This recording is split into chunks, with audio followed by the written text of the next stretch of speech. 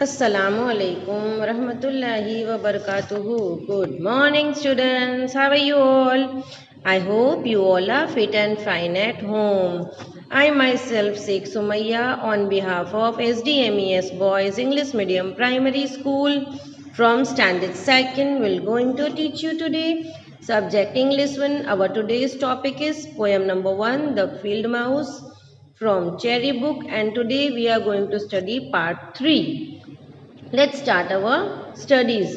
देखो, हम लोगों ने पहले पोएम में देखा था कि फील्ड माउस के बारे में पोएट क्या क्या बताते हैं, है ना, कि फील्ड माउस आप ट्रेजर के पास मत जाओ, उसके बदले आप नीचे गिरी हुई जो नट्स हैं उसे आप खाओ, बराबर।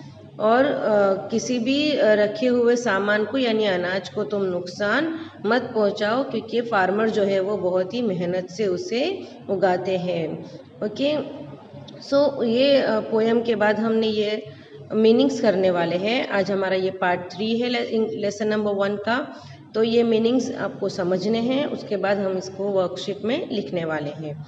ओके, अकॉन, ACORN, अकॉन, इसका मतलब होता है the nut of an oak tree. क्या होता है ACORN, acorn, the nut of an oak tree. तो यहाँ पर देखो, ये ओक ट्री है और यहाँ पर ये जो नट दिखाई है ना, ये उसकी नट है, बराबर, ओक ट्री की। तो इसे कहते हैं एकॉन। क्या कहते हैं? Acorn. Now tumbles down, TUMBLES, tumbles down. Tumbles down का मतलब होता है फॉल्स टू ग्राउंड, यानी ज़मीन पर गिरना, है ना। जैसे जो नट है वो ओक ट्री के ऊपर उगती है, पर धीरे धीरे जब वो पक जाती है तो वो अपने स्टेम से छूटी होकर वो नीचे गिर जाती है, तो उसे कहते हैं टम्बल्स डाउन, यानी नीचे गिरना, फॉल्स टू ग्राउंड, ज़मीन पर गिरना।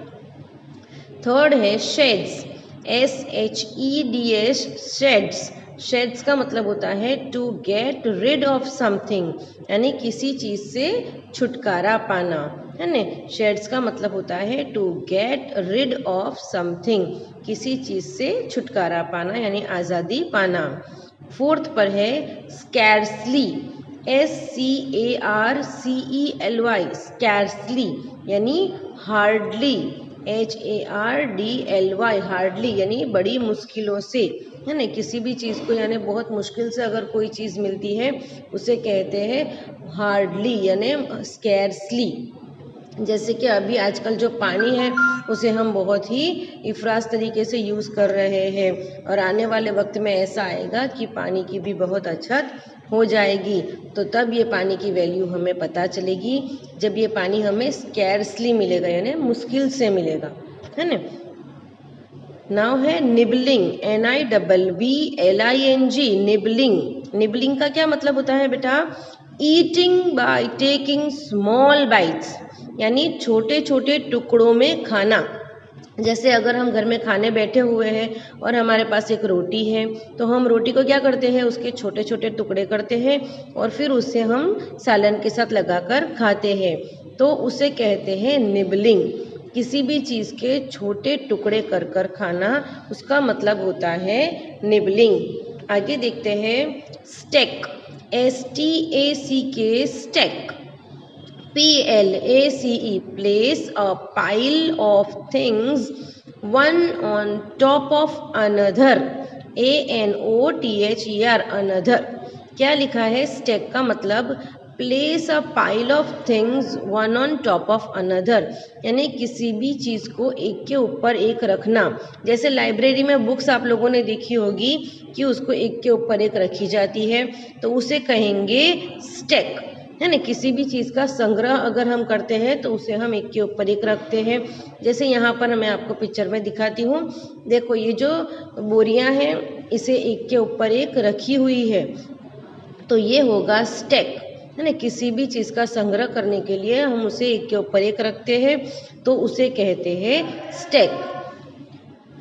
उसके बाद हम देखते हैं ट्रेजर, TREASURE, ट्रेजर। ट्रेजर का मतलब होता है valuable things, VALUABLE, valuable, valuable things का मतलब होता है कीमती चीज़, यानी खजाना, जैसे कि जेवर है ना, गोल्डन थिंग्स है, ये सारी चीज़ें बहुत वैल्यूएबल होती है, पर्ल्स है, डायमंड्स है।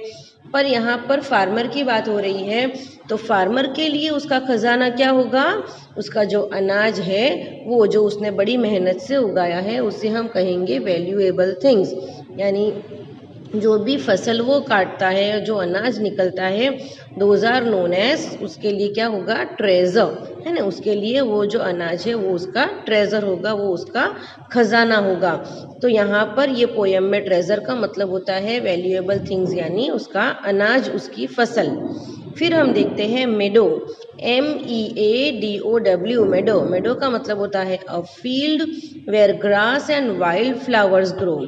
ऐसे खेत जहाँ पर घास और वाइल्ड फ्लावर्स यानी कि जंगली फ्लावर्स जो होते हुए वो उगते हैं। जैसे यहाँ पर देखो, ये जो ग्रास उगी हुई है और यहाँ ये जो फ्लावर्स है जिसका कोई यूज़ नहीं है ना, वो ऐसे ही बारिश गिरने से उग जाते हैं, और जिसका कोई यूज़ नहीं होता है उसे कहते हैं, उस ऐसे खेत को कहते हैं मिडो। जैसे यहाँ पर भी दिख रहा है आप लोगों को, ये पीछे देखो, ये ग्रास उगे हैं, फ्लावर्स है ना, तो ये है, ये ऐसे खेत को हम कहेंगे मिडो। तो आई होप ये मीनिंग्स आप लोगों को समझ में आ गए होंगे। आप लोगों को अपनी नोटबुक में इसे 5 टाइम्स लिखना है और अच्छे से याद भी करना है, ताकि आगे अगर हमें कभी ये वर्ड्स मीनिंग्स का इस्तेमाल करना पड़े, ये वर्ड्स का इस्तेमाल करना पड़े, तो हम उसे अच्छे से यूज़ कर सकें। ओके चिल्ड्रन, आई होप ये सब आप लोगों को समझ में आ गया होगा।